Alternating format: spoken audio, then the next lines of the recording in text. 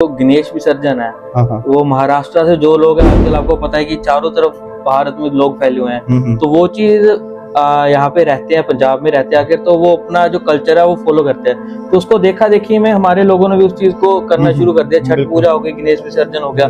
तो इसके बारे में आप बताइए कि यह सही है या ये करने यहाँ पे नॉर्थ इंडिया में, या ये साउथ की प्रथा है?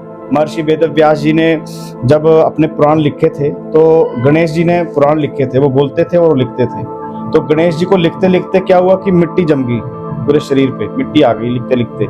तो 10 दिन तक वो सारा क्रिया चली। 10 दिन के बाद फिर वो जाके नहाए। तो तब से भी ये इससे भी रिलेटिव है कि उस दिन 10 दिनों में गणेश जी का वो करना चाहिए, जन्म से भी रिलेटिव है। और महाराष्ट्र में तो लगभग 100-120 वर्ष से ये प्रथा चलती आ रही है। किसी से बददुआ नहीं लेनी चाहिए। अगर बददुआ में इतनी शक्ति है, मैंने आज किसी को बददुआ दे दी, अगर उसके साथ हो गया वो चीज, तो मतलब भगवान तो कुछ नहीं है, फिर भगवान से ज्यादा बड़ी तो बददुआ हो गई। भगवान तो है ना। नहीं, फिर अगर हमारी बददुआ ही काम करिए, मैंने बोल दिया कि उसके साथ ऐसा करना है, हुआ कैसे फिर वो? जी आपने बोला, आगे हुआ कैसे वो? नहीं, मतलब वही मैं पूछना चाह रहा हूँ कि मतलब भगवान से बड़े तो फिर बददुआ हो गई। और बीच में कौन बैठा है? आपने बोला, वो किया किसने उसका? आप थोड़ी क्या करने, तो कोई तो शक्ति बीच में बैठी है। अगर आप सच्चे दिल से, आपका किसी ने दिल तोड़ा है, तो बीच में कुछ पावर तो है ना। तो फिर हमारे जिनकी कुंडली मिलान पूरा होता है, 36 गुण या जितने भी चाहिए वो मिलते हैं, बट उनका बाद में जाकर तलाक हो जाता है, फिर वो क्या कारण रहता है? वो क्यों नहीं कुंडली में? हमें पहले पता चला। वो कुंडली क्या है? हमारे पिछले जन्म का कर्म है, ठीक है। अब कुंडली में जो लिखी हुई बात है वो बदली भी जा सकती है कर्मों से। अच्छा, समझ रहे हैं? अब मैं आपको कह दूं कि आपकी सरकारी नौकरी लगेगी और आप घर में जाके सो जाएं, और पूरी बात कर्म प्रधान विश्व रची राखा, हमारा शास्त्र ये भी कहता है ना कि आपको कर्म थोड़ी छोड़ना है। नमस्कार दोस्तों, आपका स्वागत है हमारे एक और नए एपिसोड में। टेक्नोलॉजी के एडवांसमेंट से हमारी लाइफ तो जरूर आसान हो चुकी है, पर हमारा दिमाग कहीं ना कहीं कमजोर होता जा रहा है। आए दिन हम सुनते हैं कि बच्चे डिप्रेशन में जा रहे हैं, बच्चे सुसाइड कर रहे हैं। आपकी इसी उलझनों भरी जिंदगी को सुलझाने के लिए और आपको मार्गदर्शन के लिए आज हमारे साथ मौजूद है प्रसिद्ध कथावाचक पंकज हरिगोपाल जी। तो महाराज जी, मैं सबसे पहले आपका बहुत बहुत स्वागत करता हूं हमारे इस प्रोग्राम में कि आपने अपने इतनी व्यस्त दिनचर्या से हमारे लिए समय निकाला।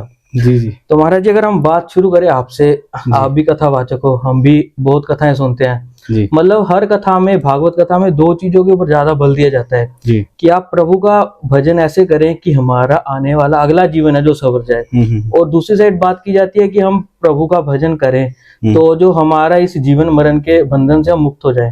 तो मैं ये पूछना चाहता हूँ, किस तरह का भजन करना चाहिए? तो किस तरह के भजन से हमें क्या चीज की प्राप्ति होगी? भजन तो एक ही है। एक तो पहले हमें ये ज्ञात होना चाहिए कि जो हम चीज कर रहे हैं, क्या इसमें हम परफेक्ट हैं, पूरे हैं। और भजन का मतलब सीधा है कि भज धातु पीते अर्थम, मतलब उसको पीना है। एक चीज होती है कि ताली बजाई, वो कीर्तन में आता है, और एक होता है भजन एकांत का विषय है कि आप एकांत में बैठ करके किसी को स्मरण करें, याद करें। तो भजन तो एकांत का विषय है और पीने का विषय है। और सबसे इम्पोर्टेंट चीज इसमें यही है कि हम अपने इष्ट के प्रति कितने वफादार हैं, अपने मालिक के प्रति।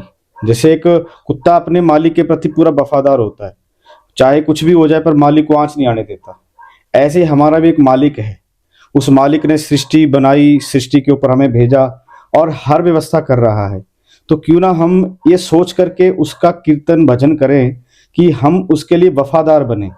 ये सोच करके जब हम करेंगे तो अवश्य ही उसमें हमें लाभ मिलेगा। मतलब प्राप्ति किस चीज की होगी हमें इस चीज से? इष्ट आपका हमारा जो इष्ट है, जैसे शिव इष्ट है तो शिव की प्राप्ति होगी। अच्छा जी, हाँ ठीक है जी। तो महाराज जी, जैसे कई बोलते हैं कि जो पूजा पाठ नहीं कर पाते, धूप जोत नहीं कर पाते, बट प्रभु का सिमरन पूरा करते हैं वो, तो क्या उससे भी पूरा हमें पुण्य मिलता है, या पूजा धूप जोत करना हमारे लिए अनिवार्य है? धूप जोत एक साइंटिफिक है। अच्छा जी। हाँ, ये हमारे ऋषियों ने जब इसे बनाया तो बड़ा सोच समझ के बनाया। देखो, एक दीपक है, दीपक प्रकाश करता है। तो प्रकाश, जैसे लाइट जगी है तो लाइट में व्यक्ति अच्छे से पढ़ सकता है। और एक और अच्छी बात कि हमें डर किस चीज से लगता है? अंधेरे से। और लाइट से तो कोई डर नहीं है। चाहे पूरी रात आप किसी लाइट को जगा के एकांत में बैठे रहे, तब भी आपको भय नहीं लगेगा। ऐसे ही जो जोत है उसमें घी डलता है। घी हमारे पंचामृत में आता है, अमृत है वो। जैसे घी से जली हुई वो जोत है, उस कक्ष को, उस कमरे को वो क्या करेगी, शुद्ध करेगी और वहां की जो हमारी नकारात्मक ऊर्जा है उसे बाहर फेंक देगी और पूरे कमरे को सकारात्मक कर देगी। जिससे क्या होगा कि जो उस कक्ष में बैठ करके हम सामने बैठे मूर्ति के सामने बैठ करके जो भजन करेंगे, कीर्तन करेंगे, उसमें हमारा ध्यान लगा रहेगा। इसलिए जोत धूप बनाए गए थे। और इतना अगर कोई परफेक्ट है तो एकांत में भी कर सकता है बिना धूप जोत से भी, वो इसलिए बनाए गए थे। ठीक है महाराज जी, जैसे आज हमारा टाइम के साथ हम सारी चीज हमारी मॉडर्न होती जा रही है, हमारी सोच भी मॉडर्न हो रही है, हमारे घर वाले भी मॉडर्न हो रहे हैं, तो उसके साथ एक जो आजकल मैरिज का जो लव मैरिज का प्रचलन है वो हमारे समाज में चलता आ रहा है। तो उसमें क्या होता है कि जो बच्चे हैं वो टेवे नहीं मिलाते, तो उनका कहना है कि अगर हम टेवे मिलाते हैं तो ऐसे कई केस आते हैं जो साथ में नहीं बन पाती उनकी, क्योंकि टेवे उनके 36 से 36 गुण मिले हुए हैं बट उनकी आपस में नहीं बन पाती। और दूसरी साइड वो बोलते हैं कि अगर हमारी अंडरस्टैंडिंग है, हमने टेवे नहीं मिलाया तो हमारा जीवन बढ़िया मतलब चल रहा है। तो फिर टेवों का क्या रोल आता है, इसका जरूरी है मिलाने या नहीं जरूरी है?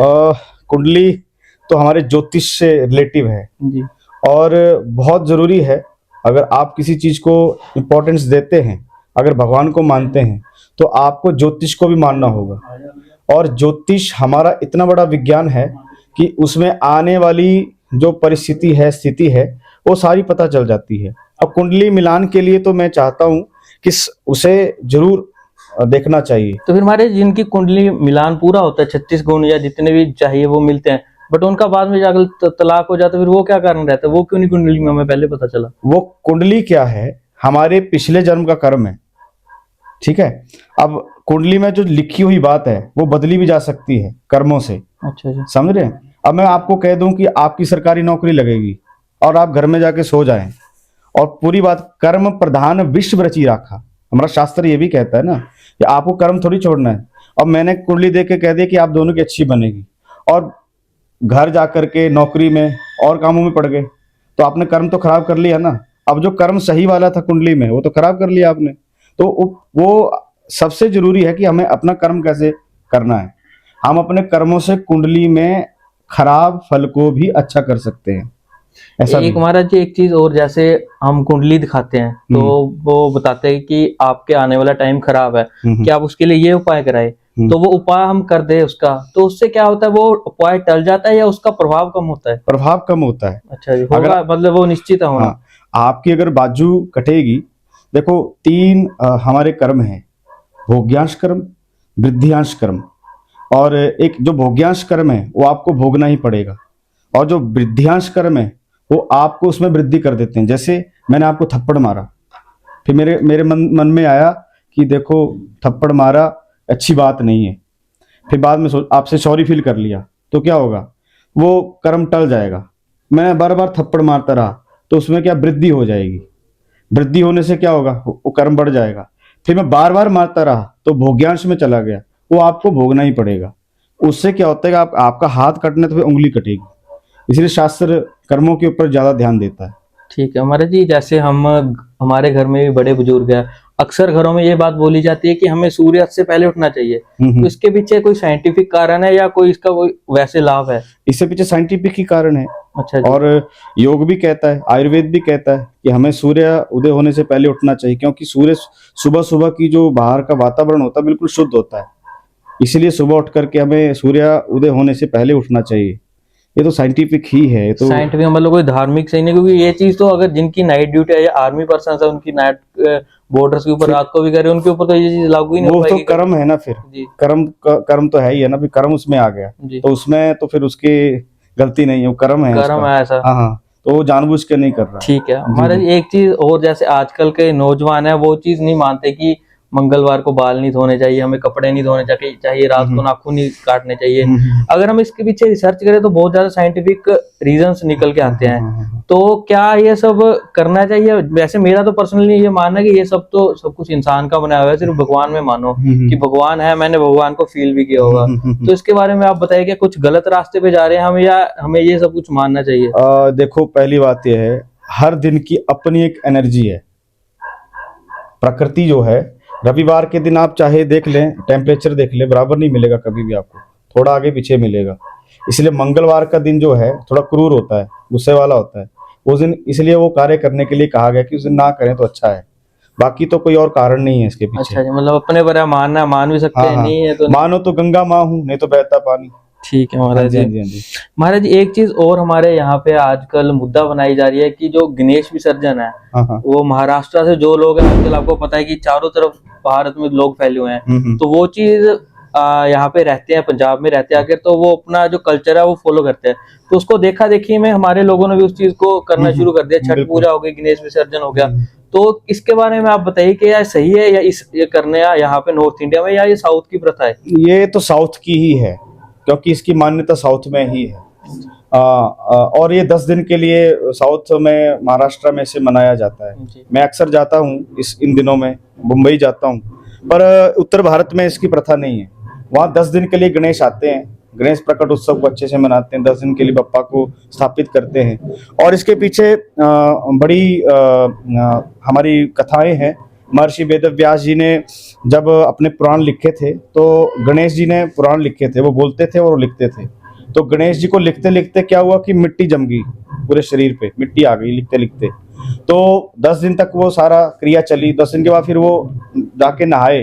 तो तब से भी ये, इससे भी रिलेटिव है कि उस दिन 10 दिनों में गणेश जी का वो करना चाहिए, जन्म से भी रिलेटिव है। और महाराष्ट्र में तो लगभग 100-120 वर्ष से ये प्रथा चलती आ रही है।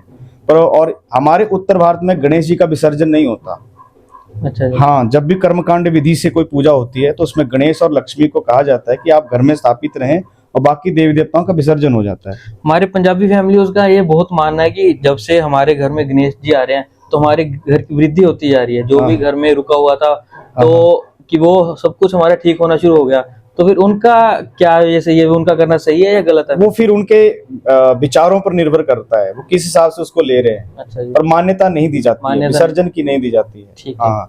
तो महाराज जी, एक बार फिर मैं आपको लव मैरिज के बारे में एक और प्रश्न पूछना चाहता हूँ। जो इंटरकास्ट है, आजकल फैमिलीज जो इंटरकास्ट मैरिज में, हमने यूट्यूब पर भी सुना है, बहुत महाराज इस चीज में बोलते हैं कि ये करना सही नहीं है। तो अगर मैं आपको थोड़ा सा समय में पीछे लेके जाऊं, राजा महाराजाओं के समय में, तब जो शादियां विवाह होती थी, वो होती थी, स्वयंवर किए जाते थे, वहां पे सभी राजाओं के लड़कों को निमंत्रण दिए जाते थे, और उनकी स्किल्स के कौशलता देख के उनको विवाह किया जाता था। अर्जुन ने जैसे मछली के आंख में तीर मारा था, तब तो कोई ऐसा था नहीं, क्या पता वो किस जात का है, किस का है। तो आज भी, आज के टाइम में वो चीज लागू नहीं होती।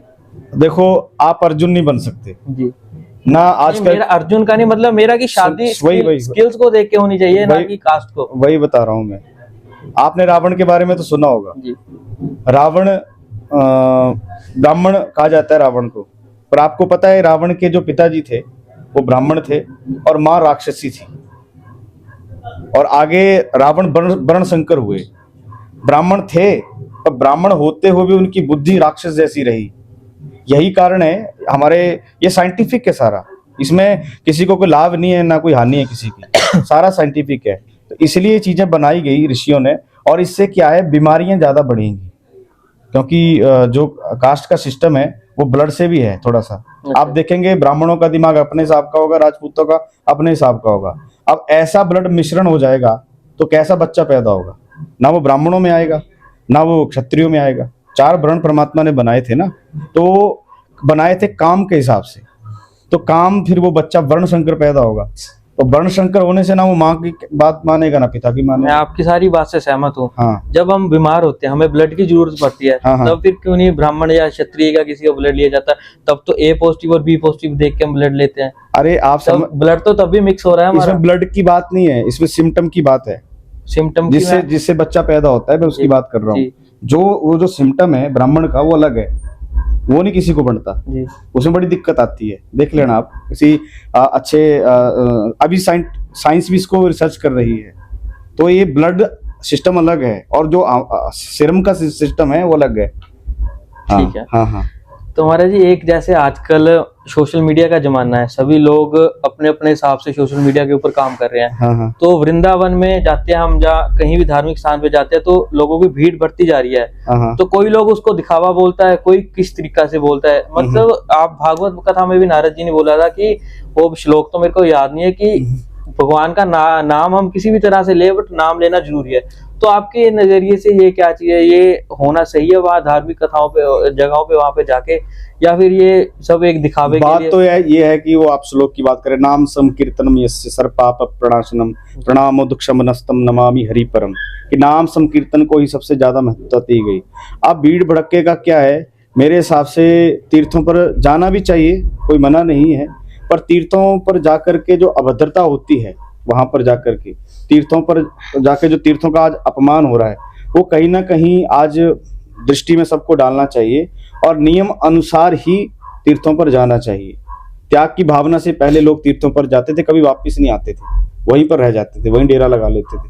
आज तो फिर सोशल मीडिया पे आपको पता है कितना लोग फैल रहे हैं, कितना हर चीज को खोल के देख रहे हैं, और भक्त मतलब रियल लाइफ में कुछ है, रियल लाइफ में कुछ है, रियल में भगवान को नहीं मानते, बट रील में भगवान के नाम पे ऐसे नाचेंगे कि उनसे बड़ा कोई भक्ति नहीं है। तो मतलब वो किसी कार्य हमारे अर्थ में नहीं, उसका कोई पुण्य नहीं मिलेगा, कोई नहीं होगा, वो तो पाप में चला जाएगा ना। अच्छा जी। हाँ। जैसे महाराज जी बोला जाता है कि कलयुग को एक अलग ही नजरिए से देखा जाता है कि इसमें हमें ज्यादा पाप देखने को मिलेगा, हमें सब कुछ देखने को मिलेगा। पर आज के टाइम में हमें तो नहीं लगता कि कलयुग है जहाँ पे लोगों की श्रद्धा कम होनी चाहिए, वो श्रद्धा लोगों की ज्यादा बढ़ती जा रही है। आप देख सकते हैं कार्य अभी 22 जनवरी को देख सकते हैं कि पूरे देश में राम के नाम की लहर दौड़ रही थी, लोगों में भावना बढ़ती जा रही है, लोग सनातन के साथ जुड़ते जा रहे हैं। तो फिर क्या ये कलयुग नहीं है ये? हाँ बिल्कुल कलयुग है जी।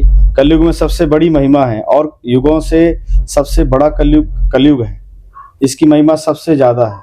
कलयुग में कोई हमें पेड़ पे उल्टा नहीं लटकना है, कहीं पानी के अंदर बैठ के नहीं कोई तपस्या करनी है, घर नहीं छोड़ना है। यहाँ सीधी बात एक ही कही है, कलयुग केवल नाम आधारा, सुमिर सुमिर नर उतर ही पारा। कलयुग योग यज्ञ ना ज्ञाना, एक आधार हरि गुण गाना। जब कलयुग में नाम संकीर्तन बढ़ जाएगा, आप देख रहे हैं वृंदावन में जाते हैं तो हमारे वृंदावन में, अयोध्या में, काशी जी में कितने फॉरेनर लोग बाहर से आकर के यहाँ नाम संकीर्तन कर रहे हैं। तो कहीं ना कहीं नाम भी तो चला हुआ है ना, उसी नाम का प्रभाव है आज, कि आज अभी भी कलयुग का इतना प्रभाव नहीं पड़ रहा। कलयुग कोशिश कर रहा है, ऐसा नहीं है कि कलयुग अपना प्रभाव नहीं दिखा रहा, पर कलयुग इतना प्रभाव इसलिए नहीं कर पा रहा क्योंकि अभी नाम चला हुआ है। जिसे नाम बंद हो जाएगा कलयुग का प्रभाव बढ़ जाएगा। अच्छा, मतलब महाराज जी कलयुग का अंत कैसा होगा? अंत इसका तो बड़ा भयंकर है। अच्छा। हाँ, इतना भयंकर अंत है कि घर घर में राक्षस पैदा हो जाएंगे।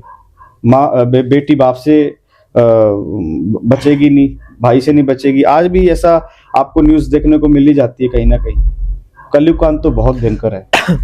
महाराज जी एक चीज, हमारे सनातन धर्म में शादी करने से पहले कुंडली मिलान किया जाता है, सब कुछ मुहूर्त के हिसाब से किया जाता है कि 2:03 का लावा फेरों का हमारा मुहूर्त निकला है, सब कुछ उसके हिसाब से किया जाता है। बट बाद में उनकी आपस में नहीं बन पाती, उनका डिवोर्स हो जाता है। और लावा फेरे जब करवाते हैं तब वहाँ पे एक चीज बोली जाती है कि आज से जो आदमी करेगा वो आधा पुण्य लड़की को मिलेगा, और जो भी मतलब वो उसको मिलेगा, आधा पुण्य उसका मिलेगा। तो मैं ये पूछना चाहता हूँ कि जब उनका डिवोर्स होता है तब वो कोर्ट में जाते हैं, कोर्ट में 6 मंथ की एक टाइम देता है कि अगर आपकी म्यूचुअल अंडरस्टैंडिंग बनती है ठीक है, अदरवाइज वो आपको सर्टिफिकेट दे देते हैं, आपका डिवोर्स हो जाता है। तो वो वादे किए हुए कहाँ पर गए? मतलब मंत्रों से ज्यादा शक्ति तो डिवोर्स में हुई, वो सर्टिफिकेट में हुई। अगर सर्टिफिकेट मिल गया तो वो जो आधे कर्म है वो कहाँ पर गए सारे? पहली बात ये है, आज अगर आप शादी देख रहे हैं तो लगभग एक लगन फेरे के लिए हमें कम से कम 9 घंटे चाहिए, समझ रहे हैं। और हमारी जो पद्धति थी मंत्रों के द्वारा किसी को शादी करने की, पहले, अब आज तो जयमाला पहले हो जाती है, अब रोकें तो वो चीज़ रुकती नहीं है, बोलें तो वो चीज़ सुनता नहीं है, और पहले ही पंडित जी को बोल दिया जाता है कि 2 घंटे से ऊपर नहीं लगाना। तो जब पद्धति ही गलत हो रही है तो कैसे वो फले फूलेगी? बात ये है ना। आज मैं किसी को कहूँ भैया आपकी शादी करनी है, 9 घंटे लगेंगे आपके लगन फेरे के, आपका पहले तो माथा गर्म हो जाएगा, यार 9 घंटे कौन बैठेगा। पर आप देखो ना, जब नियम से शादी होगी, मैं इसकी गारंटी लेता हूँ, विधिवत शादी होगी तो वो टूट ही नहीं सकती है। मान लिया आपका सारा विधिवत हमने सारा किया, बाद में भी हमारा नहीं बन पाता, कैसे हो सकता है? चलो एक बार के लिए मान लिया, मैंने देखे हुए ऐसे केस जिनका पूरा विधिवत सारा हुआ टाइम में, बट बाद में उनकी नहीं बन पाई, उनका आपस में वो मेरा पूछने का सवाल है कि वो कर्म कहाँ पे गए जो उस टाइम पे बोलते हैं, जो मंत्रों के हम बांधते हैं एक दूसरे को, तो वो कर्म कहाँ पे गए जो उसके आधा पुण्य मिलना वो वैसे मिलता रहेगा ना। आधा पुण्य मिलने का मतलब क्या है? आधा पुण्य मिलने का मतलब ये नहीं कि लड़की की शादी और जाकर के वो सो गई उसको पुण्य मिलता रहेगा, नहीं।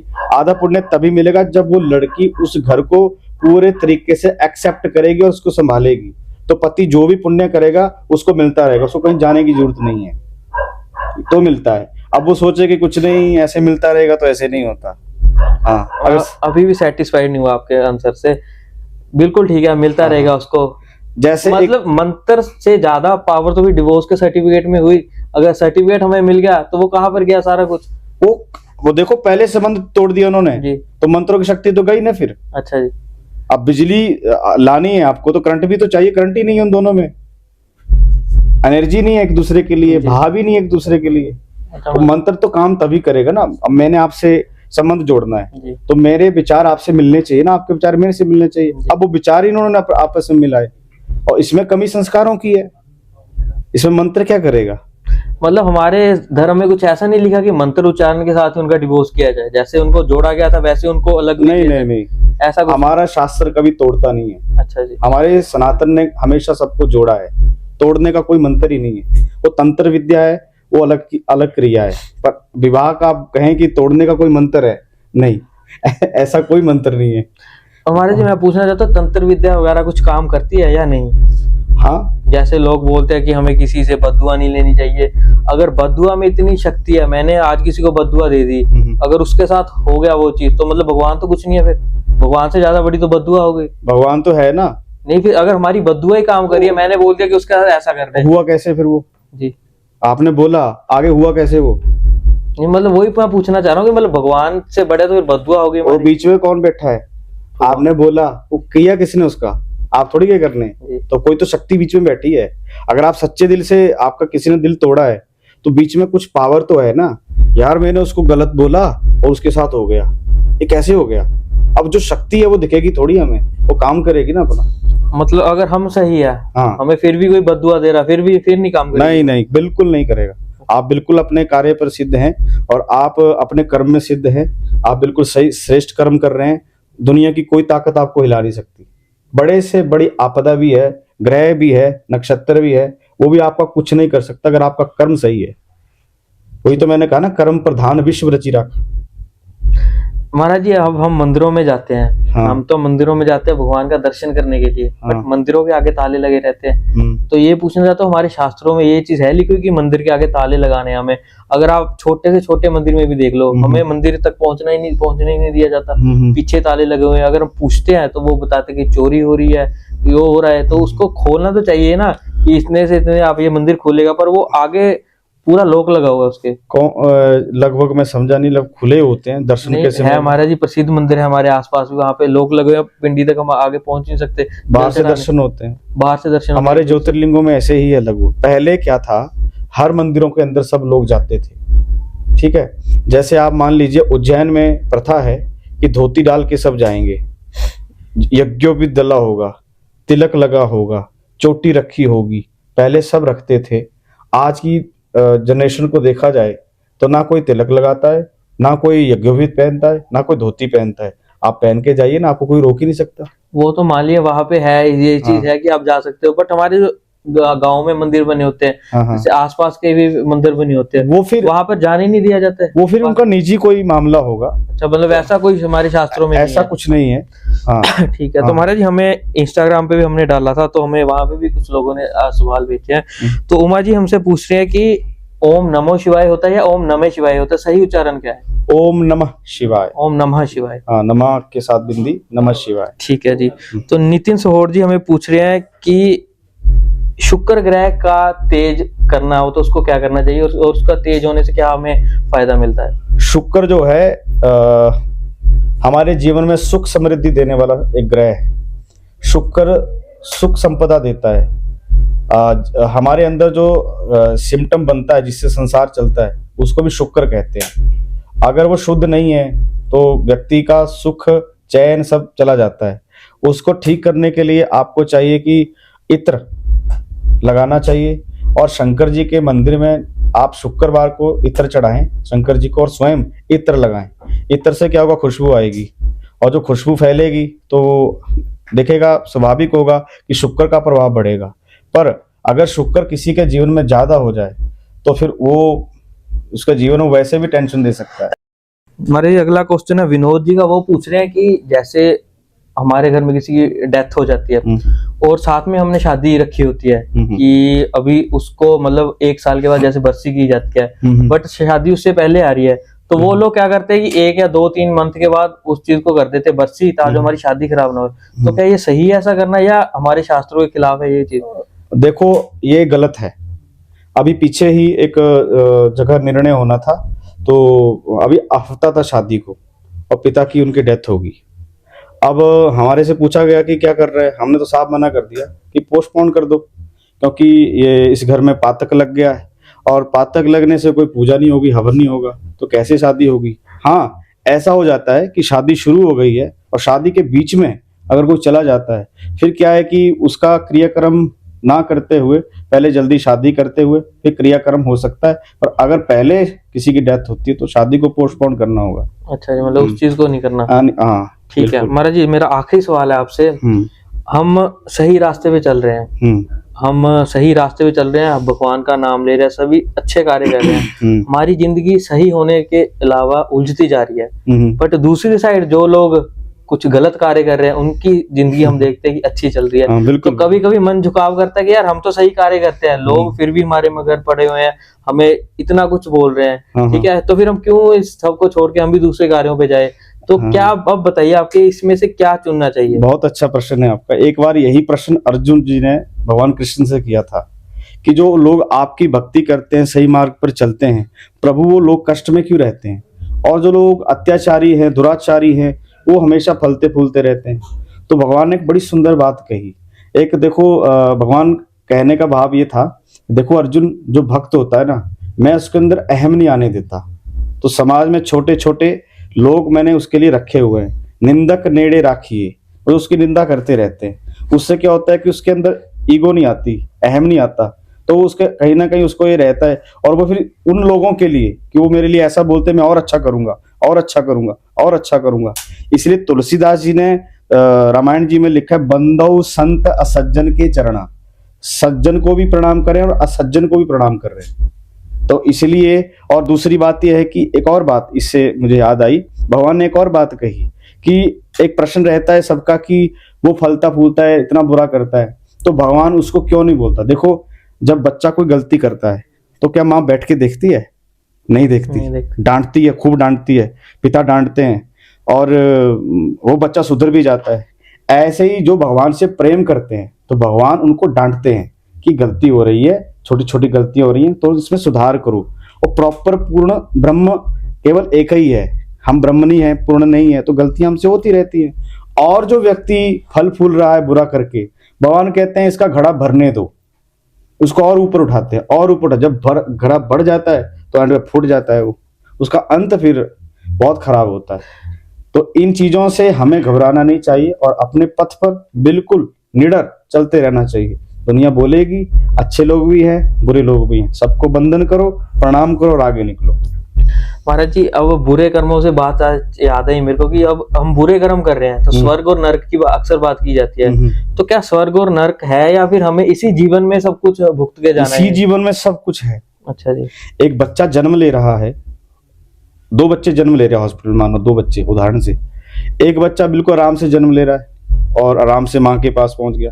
एक बच्चे का जन्म हुआ, उसको मशीन में आते रख दिया, सुइयां लगा दी, पता नहीं क्या क्या, उसके सांस नालियां लगा दी पूरे शरीर में, और वो चिल्ला रहा है। अब उसने तो कुछ किया नहीं, और दूसरे वाला बच्चा तो अच्छा हो गया। अब यही है कर्म हमारा, वो नरक पहले सजा भोग गया, ऐसे ही होता है। तो नरक स्वर्ग सब यही है। ठीक है। हाँ, और बात की बाद में देखी जाएगी, पहले जीते जी मोक्ष है हमारा। मोक्ष है। हाँ ठीक है महाराज जी, बहुत अच्छा लगा आपसे बातचीत करके। जी जी। तो उम्मीद करते हैं दोस्तों आपको हमारी आज की वीडियो अच्छी लगी होगी। अगर आपके भी कोई उलझन थी जो हमने सुलझाने की कोशिश की है, तो आप इस वीडियो को ज्यादा से ज्यादा शेयर करें, ताकि जो बच्चे आज के डिप्रेशन में हम उनको अध्यात्म के साथ जोड़ के उनकी जिंदगी को आसान कर सके। तो मिलते हैं दोस्तों एक और वीडियो में एक और नए टॉपिक के साथ, तब तक दीजिए इजाजत।